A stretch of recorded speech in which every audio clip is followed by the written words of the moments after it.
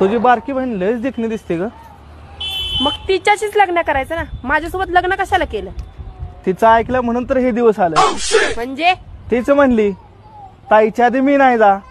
असल्यानी तर वाटुळ केले आम्हा बायकांनी. होय हो. हा तुम्हाला सकाळीच जायचंय का? हो, सकाळी 8 वाजता गाडी आहे. एवढं सकाळी जायचंय? त्याच टाइमला गाडी आहे. बरं बरं बरं, ते आपला गॅस संपलाय, बरं ते बुक करायचं बघा. बरं बरं, ऑनलाईन बुक करतो गॅस. आणि बरं ते आपले रिचार्जचं पण बघा, संपत आले का काय ते टीव्हीचं. टीव्हीचा रिचार्ज पण करून जातो. बरं बरं. आणि बरं ते राजवीरला सांगून जा बरं, शाळेत जा अभ्यास कर म्हणून, ते त्रास देते परत.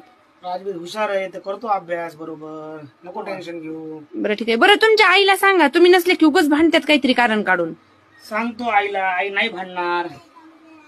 बरं बरं बरं, ऐका ना, ते माझी बिशी आहे, त्या बिशीचे 2000 रुपये देऊन जा बरं. तुला 2000 रुपये देऊन जातो मी. हो, आणि ते लेकरांना पण अधून मधून तापते येते ना, त्याच्यासाठी पण काही 4-5 हजार रुपये ठेवून जावे, असावेत घरात. तुम्ही 4-5 दिवस नाही येत ना. 4-5 हजार घरी ठेवून जातो. बरं बरं, तुम्हाला जावंच लागणार आहे का?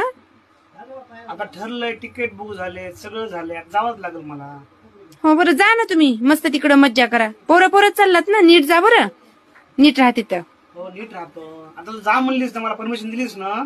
हो, जा ना तुम्ही, मी करते घरी काम, मस्त मज्जा करा तुम्ही. अगं पण तुला विचारलं होतं ना जाऊ का, तू जा म्हणली. हो, मी काही नको म्हणले असं काही, जसं काय थांबलाच असतात तुम्ही. आता चाललोय ना, जाऊ दे शांतपणे. बरं नको ताण घेऊ, तू जातो बरोबर मी. बरं.